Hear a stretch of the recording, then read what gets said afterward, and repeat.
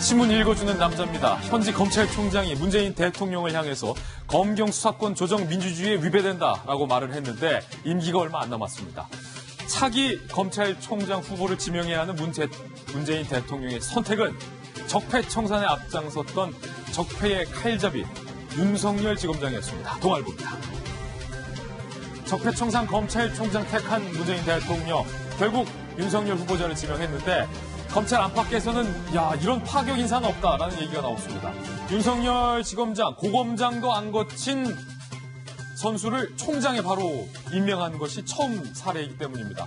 19기, 20기, 21기, 22기, 23기 줄줄이 옷 벗을 가능성에 대한 이야기까지 현재 나오고 있습니다. 윤석열 후보자는요, 무거운 책임감을 느낀다라고 밝혔는데 야당에서는 대통령과 코드가 맞는 코드 인사로 검찰의 독립성을 훼손한 것이다라고 강한 비판을 하고 있습니다. 검찰 내부의 분위기도 이게 심상치 않습니다. 잠시 후에 상세한 이야기 나눠보겠습니다. 다음 질문입니다. 이번엔 조선일보입니다. 깜짝 뉴스. 시진핑 주석이 G20회의 직전에 북한 김정은에게 초청장을 받아서 북한 간다. 뉴스가 들어와 있습니다. 북한과 중국 모두가 어제 동시에 인정을 했습니다. 김정은의 초청으로 20일에서 21일 국빈 방문을 한다. 양국이 전격 발표를 했습니다. 김정은 집권 7년 만에 처음 있는 일입니다. 중국 지도자로는 후진타오 이후에 14년 만에 중국의 지도자가 북한을 방문하는 일이 벌어지게 됐습니다. 남북 대화가 교착 상태에 빠진 상황에서 미국과 북한의 회담도 이렇다 할 성과를 못 내고 있는 상황에서 탓에 끼고 중국과 북한이 가까워진다. 뭔가 심상치 않게 돌아가는 것 같습니다. 다음 질문입니다. 이번에 중앙일보입니다. 자유한국당의 한성교 사무총장직에서 물러나기로 했습니다. 사실 욕설 논란, 태도 논란에 휩싸였던 본인인데요.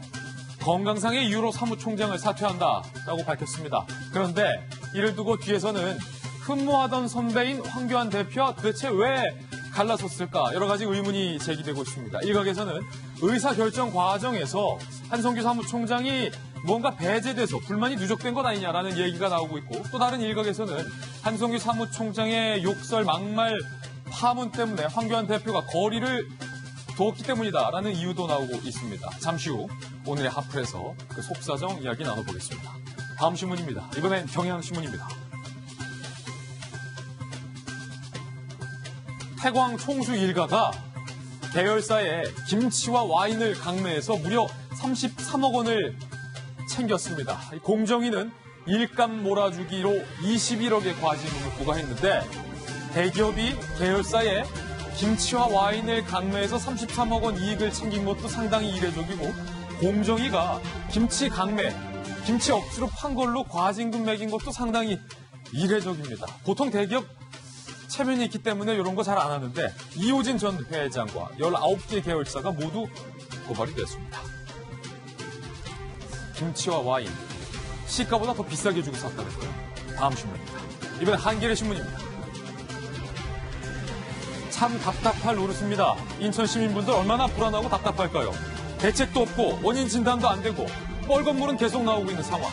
인천의 붉은 수돗물, 수도꼭지를 돌렸는데 빨간 물이 계속 나온다. 19일째 계속되고 있다.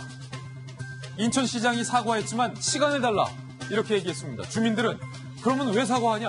원인도 모르고 대책도 없고 언제까지 빨간 물이 나올지 아무도 모르는 상황.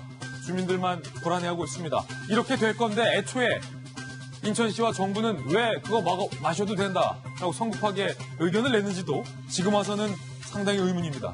정수 배수장 대대적인 정화 방침인데 원인을 잡아야 이런 일이 되풀이 되지 않죠. 시민단체에서는 인천시장을 향해서 무능 행정의 대표적인 사례다라고 대단히 큰 비판의 목소리를 내고 있습니다.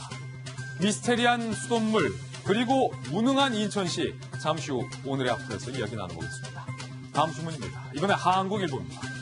빨간물이라뇨. YG의 양현석 대표를 둘러싼 경찰과의 커넥션 의혹이 또 제기된 상황. 양현석 1인 체제에서 견제 시스템이 부족했기 때문이다. 급기야 한국일보는 YG 내부의 어떤 권력 구조에 대한 문제점까지 지적을 했습니다. YG 엔터테인먼트의 꼬리를 문 사건 사고 한두 가지가 아닙니다.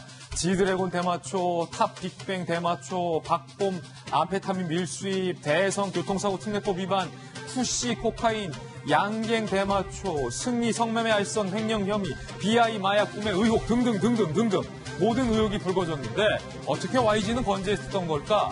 그리고 이런 의혹들에 대해서 경찰이 왜 적극적으로 수사를 하지 않았던 걸까? 잠시 후에 상세하게 이야기 나눠보겠습니다. 지금까지 신문 읽어주는 남자였습니다.